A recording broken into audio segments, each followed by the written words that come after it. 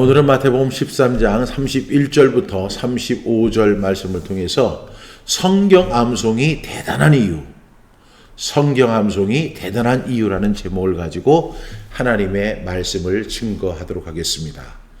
여러분, 성경 암송이 대단하다고 저는 생각합니다. 여러분은 어떻게 생각하세요? 정말 성경 암송이 대단할까? 하나님의 말씀을 암송하는데 그 암송하는 것이 암송하는 것 그 이상의 어떤 임팩트가 있을까? 여러분 생각할 수 있을 거라고 생각합니다. 근데 정말로 성경 암송이 대단할까? 이렇게 의구심을 갖는 분들이 있어서 오늘 이 말씀을 통해서 성경 암송이 대단한 이유라는 제목으로 함께 말씀을 나누려고 합니다. 여러분, 대단하다 할 때 세상에 보면 대단한 것이 정말 많죠. 사람들이 보고 한 입에 이렇게 대단할 수가, 뭐 영어로 이야기하면 오 미라클, 원더풀, 뭐 이렇게 표현할 수 있는 그런 것들이 세상에 정말로 많습니다.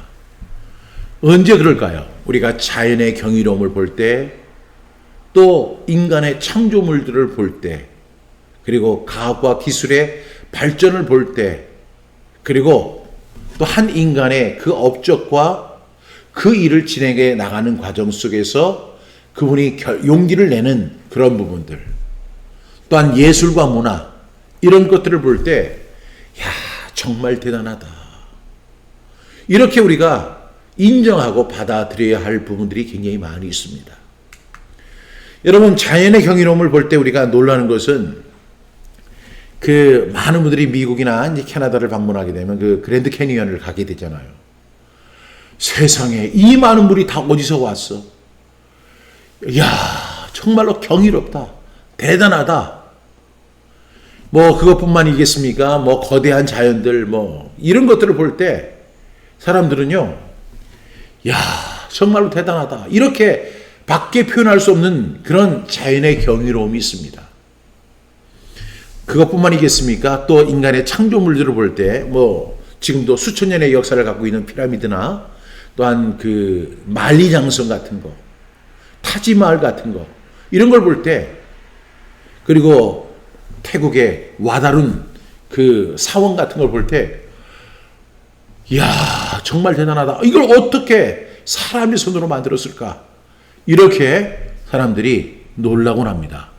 대단하다고 밖에는 표현할 길이 없는 그런 창조물들이 있습니다. 또한 뿐만입니까? 과학과 기술을 볼 때 우리가 엄청나게 놀라잖아요. 비행기 그 고철덩어리가 그 하늘을 날아서 전 세계를 이렇게 운행하는 걸 보면서, 야, 라이트 형제가 그 항공기를 만들었는데 정말로 대단하다. 또 컴퓨터를, 저는 이제 컴퓨터로 작업을 많이 하는데요, 책을 쓸 때도 다 컴퓨터로 이렇게 자판을 두드리거든요. 예전에 1980년대에도 컴퓨터 한 대가 400만 원, 500만 원 하던 시대가 있었어요. 근데 그때의 컴퓨터와 지금의 컴퓨터는 엄청나게 달라요. 근데 가격은 또 엄청나게 싸졌죠. 컴퓨터로 하는 일이 어마어마합니다. 뭐 스마트폰은 여러분 지금 다 들고 계시잖아요. 이런 걸 볼 때 여러분들이 그냥 무심코 들고 있으면 아무런 의미가 없지만, 그 스마트폰을 볼 때 그 속에 들어있는 수많은 프로그램들과 그 어플리케이션을 보면서, 와, 대단하다, 이거 누가 만든 거야? 또 인터넷이라든가 인공지능을 볼 때 이게 점점 발전해 가잖아요. 이런 것을 볼 때 우리가 대단하다, 이렇게 묘사를 할 수밖에 없어요. 또한 인간의 그 업적과 용기, 그 죽음 앞에서, 수많은 핍박 앞에서도 마틴 루터 킹 목사님이 그렇게 담대하게 I have a dream, 나에겐 꿈이 있습니다, 이렇게 외치던 그 용기를 여러분 기억하시죠? 넬슨 만델라, 뭐 이런 분들, 그리고 저는 꼭 기억하고 싶은 것이 한국의 이순신 장군, 이런 분들을 볼 때, 야, 이런 사람들이 다 세상에 있구나, 그러한 그 인간의 업적과 용기를 볼 때마다 우리는 또 대단하다, 이렇게 이야기합니다. 또 우리는 예술과 문화를 보면서 또 대단하다고 생각하죠. 그 레오나르도 다빈치가 그린 그 모나리자 같은 거, 베토벤의 교향곡, 뭐 셰익스피어의 그 작품, 그런 작품들을 볼 때, 야, 어떻게 인간이 이렇게 아름다운 예술과 문화를 만들어낼 수 있을까? 여러분, 정말 대단한 겁니다. 세상에는 이렇게 대단한 것이 정말로 많이 있습니다. 여러분, 인정하실 것 인정하시고 가야 돼요. 이렇게 세상에는 대단한 것이 많이 있음을 우리는 알 수 있습니다. 이렇게 세상에 대단한 것이 많지만, 그런데 이것들보다 더 대단한 것이 있어요. 제가 여러 가지로 여러분에게 대단한 것에 대해서 소개를 했는데, 그것보다도 더 대단한 것이 있어요. 그것이 뭐냐면 바로 하나님의 말씀을 마음에 새기는 성경 암송이 그 대단한 것보다 더 대단해요. 그랜드 캐니언의 그 폭포보다도 하나님의 말씀을 암송하는 것이 더 대단한 것입니다. 저는 세상에서 가장 대단한 것이 바로 성경 암송이라고 생각합니다. 수많은 작품들이 있고 항공기가 있고 인터넷이 있고 AI가 있고 정말로 사람들이 경이에 차서 대단하다로 밖에는 말할 수 없는 그런 것들이 세상에 많지만 그것들을 다 합쳐도 저는 그것보다 더 대단한 것이 있다라고 저에게 질문한다면 저는 성경 암송이라고 말할 수 있어요. 저는 성경 암송이 세상에서 가장 위대한 것이라고 생각합니다. 왜 성경 암송이 세상에서 제일 위대한 걸까요? 제가 지난주에 성경 암송 사역을 하니까 뭐 많은 사람들이 아이고 뭐 자기가 성경 암송 사역하니까 뭐 그거 자기가 하는 게 제일 대단하다고 하겠지 이렇게 생각하는 사람이 있을 수 있죠. 그렇지만 여러분 제 주관적인 판단이 아니라 객관적으로 봐도요. 하나님의 말씀을 암송하는 것은 하나님의 말씀을 내 마음에 새기는 것은 세상의 수많은 그 대단한 것들, 그 작품들, 예술들, 뭐 컴퓨터, AI 그런 것을 다 통틀어도 이것은 성경 암송과 비견할 수 없습니다. 정말로 객관적으로 성경 암송은 정말 대단하고 위대한 하나님의 기적이기 때문에 그렇습니다. 여러분 세상이 변화도 놀랍지만 사람이 변하는 기적은 그거는 정말로 대단하다고 밖에는 표현할 수 없어요. 제가 얼마 전에 어떤 사람의 이야기를 들었는데 정말 하나님의 말씀이 정말 대단하다. 자기 아내와 아들과 딸이 있는데 교회 다니는 걸 그렇게 못마땅하게 여기는 거예요. 그러던 사람이 어느 날 예수님을 영접했어요. 이 사람은 자기 아들과 딸 때문에 그리고 아내 때문에 할 수 없이 교회까지 태워다 줍니다. 그리고 나서 교회에 들어가는 자기 아내와 아들과 딸에게 이렇게 이야기를 합니다. 만약에 5,000원 이상 헌금하고 오면 그때는 내가 너희들 2번 다시 안 본다. 이렇게 이야기할 정도로 기독교에 대해서 엄청나게 반감을 갖고 있던 사람이에요. 그러던 사람이 예수님을 믿게 된 거예요. 근데 그 사람이 예수님을 믿고 나서 얼마나 변했는지 얼마 전에는 태국의 한 그 지역에 교회를 자기가 헌금해서 교회를 세워놓고 그리고 왔어요. 그래서 수많은 태국 사람들 중에 크리스찬, 예수님 믿는 사람들이 그에게 감사하고 그에게 정말로 당신의 변화가 너무나 놀랍습니다. 이렇게 고백했던 일들이 있었습니다. 여러분, 예수 믿는 게 이렇게 대단한 것이고 하나님의 말씀을 통한 변화가 이렇게 위대한 것임을 여러분들이 꼭 기억할 수 있기를 주님의 이름으로 축복합니다. 제가 지난주에 이런 말씀드렸죠. 성경 암송 사역이 어려운 이유라는 제목을 가지고 말씀을 나눴어요. 성경 암송 사역이라는 게 뭐냐면 말씀의 씨를 계속 뿌리는 거예요. 그런데 우리의 마음은 때로는 길가밭이고 때로는 돌밭이고 때로는 가시떨기 같은 밭이고 그런데 어느 순간에 우리의 마음의 밭이 옥토가 될 때 우리의 30배, 60배, 100배 또한 100배, 60배, 30배의 결실을 거두는 놀라운 역사가 벌어진다는 거예요. 그런데 이렇게 위대한 사역, 그리고 하나님의 말씀에 씨를 뿌리는 것이 위대하지만 여기에도 문제가 있습니다. 왜냐하면 그 말씀에 씨를 뿌리고 우리가 안심하고 편안하게 잠을 자고 있을 때 원수가 와서 가라지를 뿌리는 일이 일어나기 때문에 그렇습니다. 그래서 성경함송 사역이 정말로 어려운 것은 가라지 사역이 있기 때문에 성경함송의 사역이 어려운 이유라는 제목을 가지고 함께 말씀을 나눴죠. 그러나 우리가 기억해야 할 것은 사탄이 해방하는 일은 영적인 일이에요. 그리고 좋은 일이기 때문에 해방하는 것임을 우리가 꼭 기억해야 돼요. 여러분, 사탄이 신경도 안 써, 관심도 안 가져. 이런 것들은 별로 중요한 일이 아니에요. 우리가 어떤 일을 할 때 사탄이 막 일어나서 저항하고 공격하고 반대하고 그런 거 있다면 그건 영적인 일이고, 그건 정말로 선한 일이고, 그건 정말로 좋은 일이에요. 그런 것을 할 때 사탄에게 절대로 주눅들지 말고 그 사역을 능력 있게 감당할 수 있기를 바랍니다. 사탄이 해방을 한다 하는 것은 다 영적인 일이다, 좋은 일이다. 여러분 그렇게 생각하시면 100% 맞습니다. 제가 태필린 복음을 우리가 선포하는데 태필린 복음이 바로 그러하다는 사실을 분명히 말씀을 드립니다. 그러면 오늘 말씀 제목이 성경함송이 대단한 이유란 제목인데 대단한 이유가 뭘까요? 오늘 말씀을 보게 되면 31절부터 33절을 보게 되면 그 두 가지 비유가 나오는 것을 볼 수가 있습니다.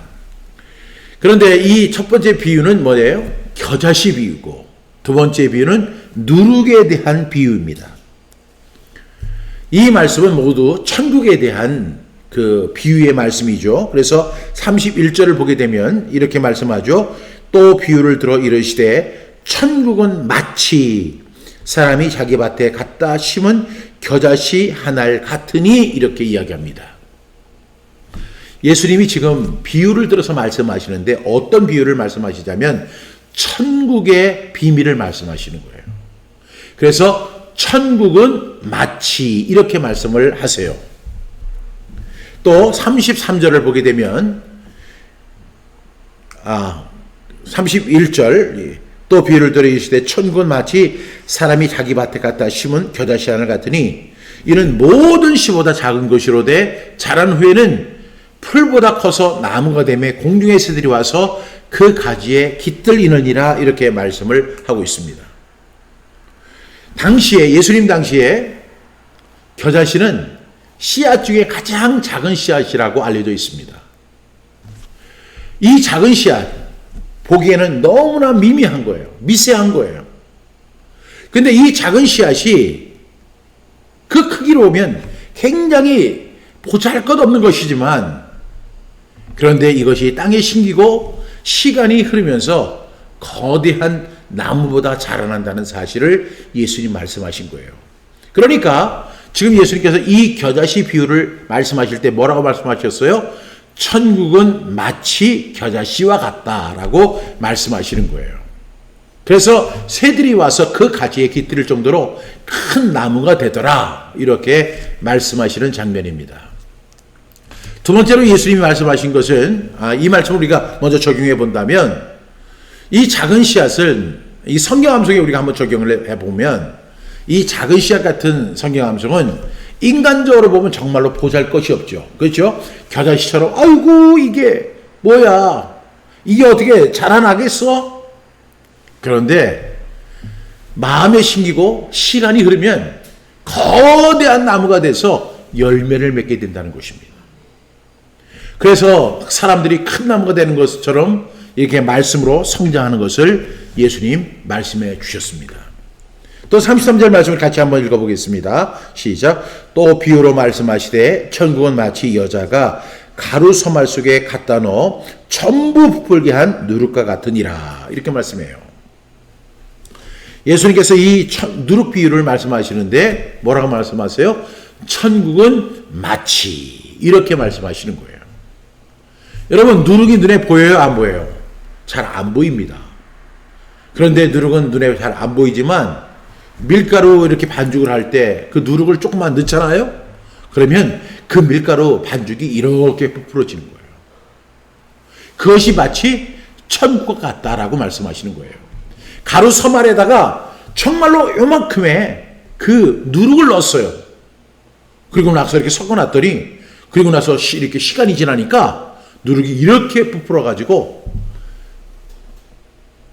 큰 음식이 되더라는 거예요. 이 비유도 하나님의 나라가 어떻게 작용되는가를 보여주는 케이스예요. 하나님의 나라는 정말로 누룩처럼 미미하고 눈에 보이지도 않지만 그 누룩이 밀가루 반죽 속에 들어가게 되면 그것이 그렇게 커지는 그런 결과를 낳게 된다는 거예요. 이 말씀도 우리가 성경암송의 적용을 보면 성경암송 눈에 보이지 않잖아요. 뭐 내가 성경암송을 했다고 해가지고 뭐 이 사람이 갑자기 모세의 광채가 얼굴에서 나는 것도 아니잖아요.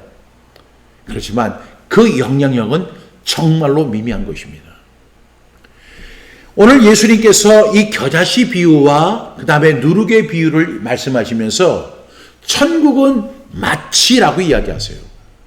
그리고 겨자씨는 정말로 씨 중에서 가장 작은 씨고 누룩은 눈에 보이지도 않지만 겨자씨는 큰 나무를 이루고 누룩은 큰 반죽을 만들어내는 그런 엄청난 효과를 가져온다.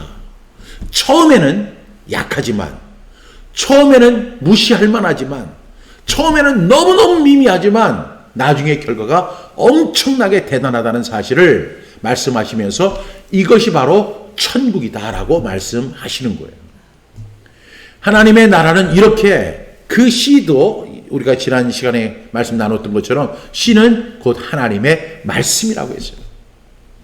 이렇게 하나님의 말씀이 우리가 하나님의 말씀을 사랑하고 암송하는 그것이 아무것도 아닌 것 같지만 그 사람을 통해서 위대한 역사가 일어나고 그리고 하나님의 기적이 나타난다는 사실을 예수님께서 말씀하신 거예요. 이것이 바로 천국의 비밀이에요. 겨자씨의 비밀도 그렇고 또한 누룩의 비밀도 그렇습니다. 여러분, 그래서 믿음의 영웅들은요 모두 성경 암송을 사랑했던 사람들입니다. 우리가 알고 있는 사람들, 우리가 이렇게 이름만 대도 다 알고 있는 그런 믿음의 영웅들이 있잖아요. 그런 사람들은 한결같이 다 성경 암송주의자들이었어요. 그들이 그렇게 열심히 전도하고 그렇게 하면, 그리고 세상을 변화시키고 그리고 세상 속에서 그리스도의 향기를 나타내고 그리고 소금과 빛의 역할을 감당하고 시대를 바꾸고 그렇게 했던 그들의 저력이 어디에 있었느냐면 바로 성경 암송에 있었던 것입니다. 여러분, 이것이 바로 성경 암송의 능력이에요. 그래서 저는 여러분에게 이 다윗 리빙스톤이 이야기한 이 내용을 여러분에게 소개하려고 합니다. 그 리빙스톤은 이렇게 이야기했습니다. 나는 성경을 내 친구로 삼았습니다. 그것을 암송하고 묵상할 때 나는 어디를 가든 외롭지 않았습니다. 데이비드 리빙스톤이 한 이야기예요.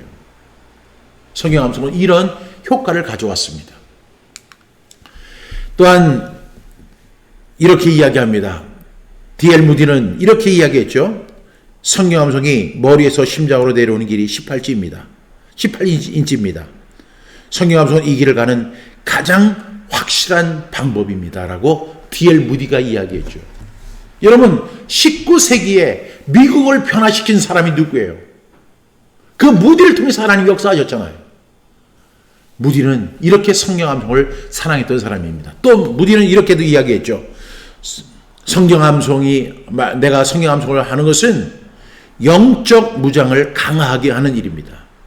말씀은 우리의 영혼을 방어하고 시험과 유혹에서 우리를 보호하는 방패가 된다라고 무디는 이야기했어요. 무디가 그렇게 큰 사역을 감당할 수 있었던 것은 그가 학력이 좋아서가 아니었어요. 그가 많이 배웠기 때문이 아니었어요. 그가 탁월한 언변을 갖고 있었기 때문이 아니었습니다. 그는 가난한 집안에 구두 수성강에 불과했고 초등학교도 나오지 못한 사람이었습니다. 그러나 하나님은 그를 들어서 사용하신 것은 그가 성경 암송을 하던 사람이었기 때문에 가능했던 것입니다. 또한 무디는 이렇게 이야기합니다. 조지 물러는 이렇게 이야기했죠. 5만 번 기도 응답을 받았다가는 조지 물러는 나는 성경을 암송함으로써 하루를 시작합니다. 하나님의 말씀은 내 삶의 등불이자 나침반이며 그것을 마음에 새길 때 하루가 평안하게 흘러갑니다. 라고 고백했습니다. 여러분 5만 번의 기도 응답을 받았던 조지 물러의 고백입니다. 또 그는 이렇게도 이야기합니다. 그리스도인의 영적 성장은 성경을 묵상하고 암송하는 데 달려 있습니다. 말씀을 암송하고 깊이 생각할 때 하나님의 뜻이 선명해집니다. 라고 고백합니다. 여러분 그리스도인의 영적 성장은 성경을 묵상하고 암송하는 데 달려 있다라고 이야기했어요. 우리가 영적 성장을 그렇게 원한다고 하면 우리는 이 조지 물러의 이야기처럼 어떻게 해야 돼요? 하나님의 말씀을 암송해야 돼요. 이렇게 우리 믿음의 선배들 5만 번의 기도 응답을 받았고 브리스톨의 그 고아원을 운영하면서 그 수백 명, 수천 명을 하나님의 말씀과 기도로서 살려냈던 그 조지 물러의 응답 비결은 바로 성경 암송에 있었다는 사실을 우리가 인정해야 합니다. 감리교의 창시자인 존 웨슬리는 이렇게 이야기합니다. 하나님의 말씀을 내 마음에 두는 것은 나의 신앙을 붙드는 힘이다. 성경 암송은 나의 내면을 하나님께로 이끄는 능력이라고 고백했어요. 여러분 그 입에서 뭐가 나와요? 능력이 나와요. 하나님께로 이끄는 능력이다. 그것이 뭐라고요? 성경 암송의 능력인 거예요. 하나님의 말씀을 내 마음에 두는 것은 나의 신앙을 붙드는 힘이라고 이야기하면서 성경 암송은 나의 내면을 하나님께로 이끌어가는 능력이라고 그렇게 고백했던 것입니다. 여러분 이러한 고백이 영국을 살리고 감리교를 세워서 수많은 사람들에게 복음을 증거하는 계기가 되게 되었던 것입니다. 여러분 또한 스프로울이라는 사람은 이렇게 이야기합니다. 하나님의 말씀을 암송하는 것은 성령께서 우리의 삶의 중요한 순간에 그 말씀을 사용할 수 있는 도구를 제공하는 것입니다. 여러분 하나님의 말씀은 어떻게 살아서 역사합니까? 하나님의 말씀은요 항상 말씀을 통해서 역사하십니다. 그래서 우리가 하나님의 말씀을 암송하면 하나님이 나를 도구로 사용하십니다. 이것을 스프로울은 그렇게 고백하고 있는 것이죠.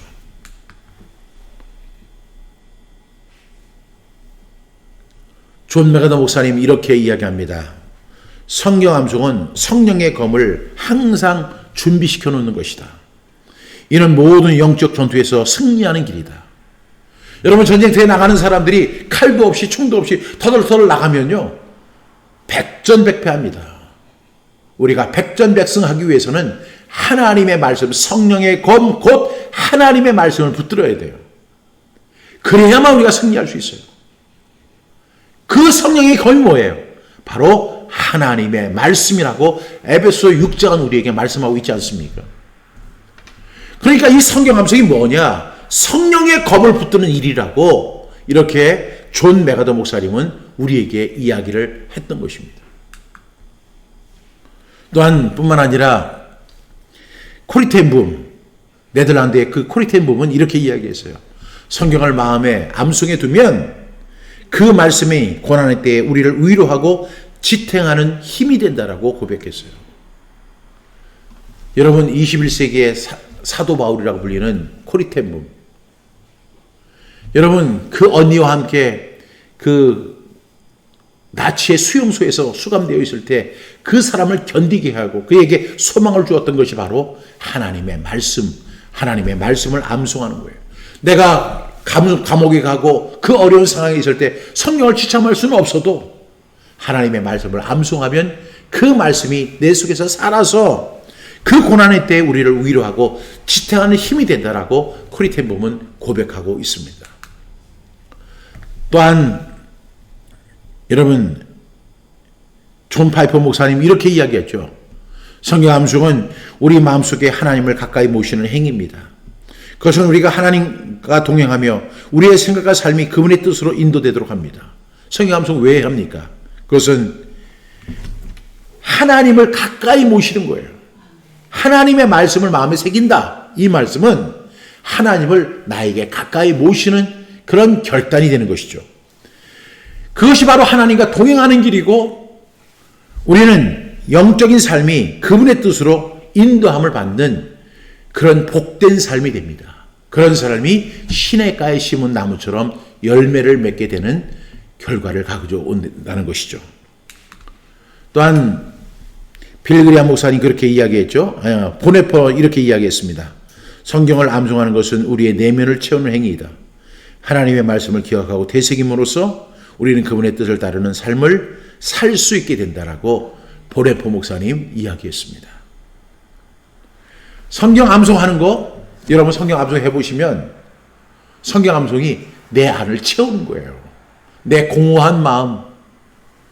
여러분 마음이 공허하면 누가 역사한다고요? 사단이 역사하거든요. 그런데 이 공허한 마음을 하나님 말씀으로 가득 채우는 것이 바로 성경 암송이라고 이야기합니다. 그리고 나서 그 말씀을 되새김을 해요.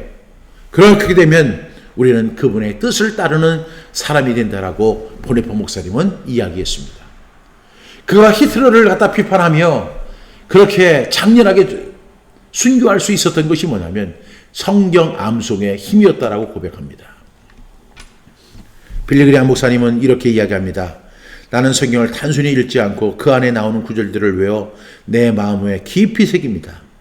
암송된 말씀은 인생의 모든 길에서 나를 이끌고 어려움 속에서 위로를 줍니다. 라고 고백했어요. 여러분 정말로 빌리그리암 목사님을 통해서 수많은 사람들이 예수 그리스도를 믿게 되었는데 이 목사님은 성경을 읽는 방법이 단순하게 성경을 읽지 않고 그 말씀이 나오는 구절들을 마음에 새겼다는 것입니다. 그렇게 암송된 말씀은 인생의 모든 길에서 나를 이끌고 어려운 속에서 위로를 주었다라고 고백합니다. 여러분 이 외에도요 수많은 사람들이 성경 암송을 이야기합니다. 찰스폰 목사님은 이렇게 이야기합니다. 나는 하나님의 말씀을 암송하는 것은 마치 영혼의 창고에 보물을 쌓아두는 것 같다. 언제나 필요할 때 그 보물을 꺼내어 우리의 영혼을 부유롭게 할 수 있다라고 고백했어요.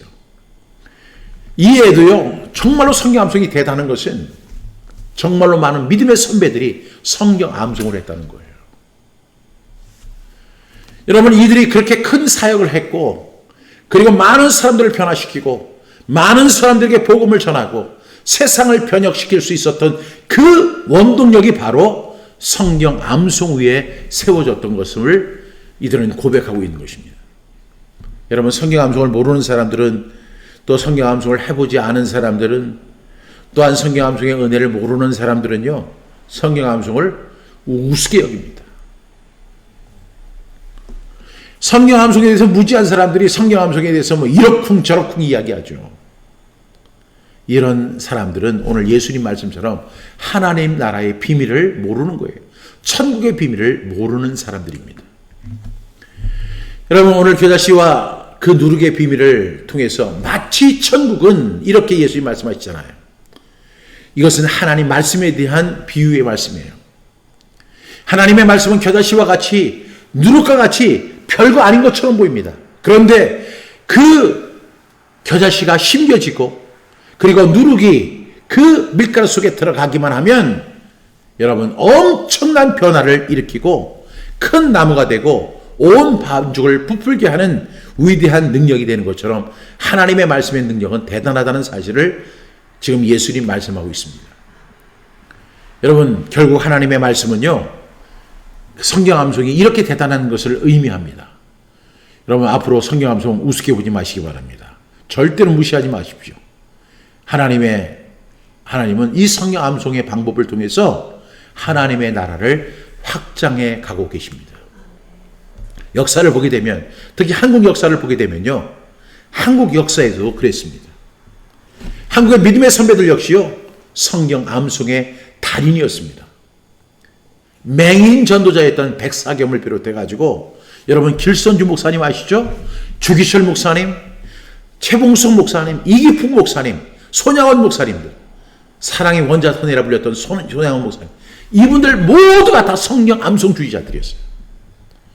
그래서 그들이 이 초기 기독교 그 어려운 핍박과 환란 속에서도 그들이 신앙을 지키고 민족을 지키고 교회를 지킬 수 있었던 그 힘의 원동력이 바로 성경 암송에 있었던 거예요.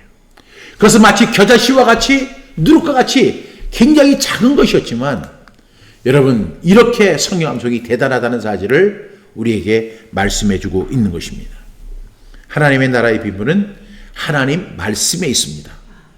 하나님의 말씀을 마음에 새기는 것은 겨자씨와 같고 누룩과 같이 처음에는 보잘것없는 것 같지만 엄청난 결과를 만들어내는 나무가 되고 그 온 반죽을 온 밀가루를 부풀게 하는 것처럼 여러분 놀라운 결과를 가져온다는 사실을 여러분 꼭 기억할 수 있기를 바랍니다.